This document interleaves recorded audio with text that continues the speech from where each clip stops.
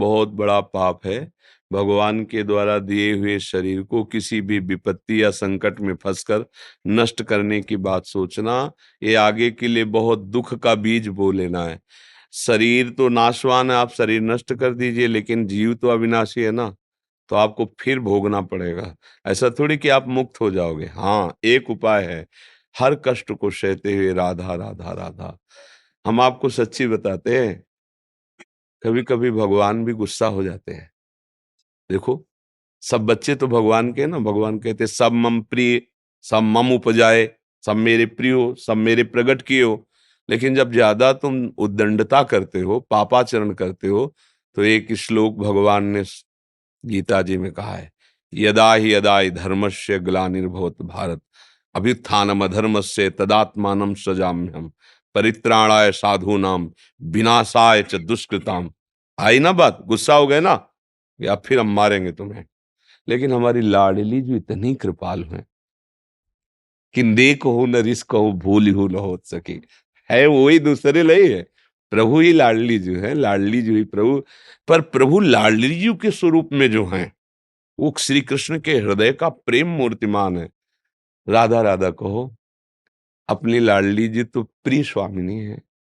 आप लोगों के तो जल्दी से भाव बन जाएंगे। स्त्री स्वरूप हो, मेरी प्रिय सखी, मेरी प्रिय स्वामिनी। आप कभी उनको पुकार के देखो। मरने की जरूरत क्या है, अमर हो जाओगी। शरीर तो छूटेगा आज, नहीं तो कल, उसको छोड़ने की तुम्हें जरूरत क्या है।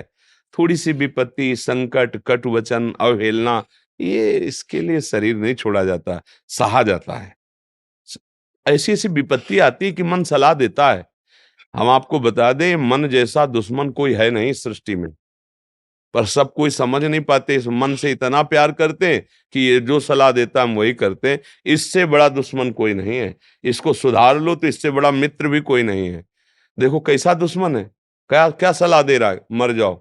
मर जाने से क्या होगा, फिर हमारी दुर्गति होगी। हम तो अविनाशी है ना, शरीर छूटेगा, फिर कोई भूत प्रेत कुंवर कुत्ता गधा बनेंगे। अरे अभी मनुष्य शरीर में है, अभी हम राधा राधा पुकार के अपना काम बना सकते हैं। तो हम आपसे प्रार्थना करते हैं, अगर वास्तविक आप विपत्ति से बचना चाहते हो, दुख से बचना चाहते हो, अपना कल्याण चाहते हो, तो हमारे प्रिया प्रीतम, हमारे श्यामा श्याम बहुत करुणामय है, उनको पुकारो।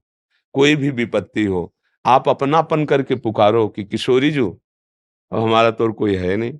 इतना साधन भजन नहीं कि हम भगवान से कह सकें, इतने गुण नहीं कि उनको रिझा सकें। हम तो बस इतना ही पता पाया है कि आप अलबेली सरकार कृपामयी हो, अहेतुकी करुणा, लाडली जो संभाल लो।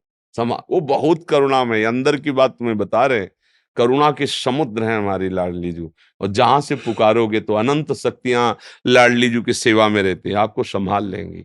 ये तो कभी कोई भी भूल से मत सोचो कि हम शरीर छोड़ दें। स्वयं छूट जाए तो चिंता मत करो। अगर हम अपने आप इसकी हत्या करते हैं, बहुत बड़ा पाप है। इससे निपट पाना बड़ा मुश्किल होता है। आत्महत्या करने वाले को बहुत बड़ी दुर्गति प्राप्त होती है। देखो, यहाँ भी अपराध है। अगर आप आत्महत्या करने के लिए चेष्टा करें और अभी आपकी रिपोर्ट हो जाए, तो आपको सजा मिलेगी, इस पे आपको दंड मिलेगा कि आप आत्महत्या नहीं कर सकते। ये राज्य की, भारत देश का आप उपभोग कर रहे हो, तो आप देश की एक जनसभा हो, एक जन हो। आप देश सेवा करने के लिए शरीर प्राप्त किए हो, प्रभु सेवा के लिए। आप इसको नष्ट, मतलब तुम्हारी चीज नहीं है। यहाँ भी देखो, भाई हमारा शरीर हम नष्ट कर, नहीं, इसके लिए तुम्हें दंड मिलेगा। ये राजकीय दंड मिलेगा, तो भागवतिक दंड क्यों नहीं मिलेगा?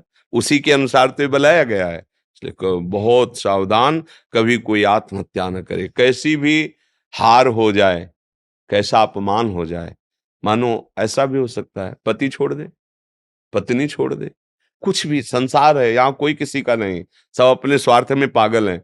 उसको कोई तुमसे अच्छा मिल गया, वो छोड़ दे। उससे उससे अच्छा मिल गया, वो उसको छोड़ देगा। एक है जो कभी नहीं छोड़ते, वो है हमारे प्रभु, वो है हमारे श्यामा श्याम। अगर इनको पकड़े रहोगे ना, तो ऐसी ठसक रहेगी जैसे मीरा जी की, मेरे तो गिरधर गोपाल दो, जा तू जा, मेरा प्रभु है ना, और वो संभालेंगे ना, तो फिर कोई बिगाड़ नहीं सकता। और वो नहीं है तुम्हारे जीवन में, उनसे अपनापन नहीं, भगवत विमुख जीवन हो, तो ऐसा समझ लो जैसे बहुत बड़े अथाह समुद्र में फेंक दिया गया हो। न तैरना आता है, न जहाज नाव है, अब बूढ़ना ही पड़ेगा। तो ना तो इतना भजन साधन है कि हम समुद्र से निकल जाए, और ना हम भगवान का सहारा लिए, तो हमारी हालत वो हो जाएगी कि जैसे भव समुद्र में हम आ गए, अब हमें न भजन साधन रूपी तैरना आता है, न भगवान का आश्रय रूपी नाव जहाज है, अब मरना ही मरना है। तभी लोग दुखी रहते हैं। भगवान का सहारा ले लोगे तो आज दुख आया है, आगे सुख आएगा। धैर्य रखो। आज तुम्हें गालियां मिल रही हैं, कल तुम्हें ऐसा होगा कोई पूजा भी करेगा। देखो ना भगवान का खेल, देखो ना, एक दिन वो एक परास्त होता है तो दूसरा विजयी होता है।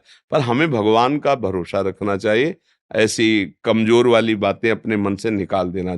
ऐसा नहीं कि आपको दुख आता है और किसी को आता है नहीं, नहीं सब, इसका नाम दुखालय है। सबके हृदय से पूछो तो अगर कोई मशीन ऐसी होती ना कि जो मन को पकड़ सके, अभी तक नहीं बनी है, शायद आगे बन भी नहीं पाएगी, कि लगाया जिसे वो अल्ट्रासाउंड हो जाता है, ऐसा कि भाई ये देखो ये मन ये सोच रहा है, ऐसा नहीं बोला। नहीं तो आप सबके लगा के दे, सब दुखी है। सुखी वही है जिसने अपने जीवन को भगवान में अर्पित करके और निरंतर भजन कर रहा है। जी।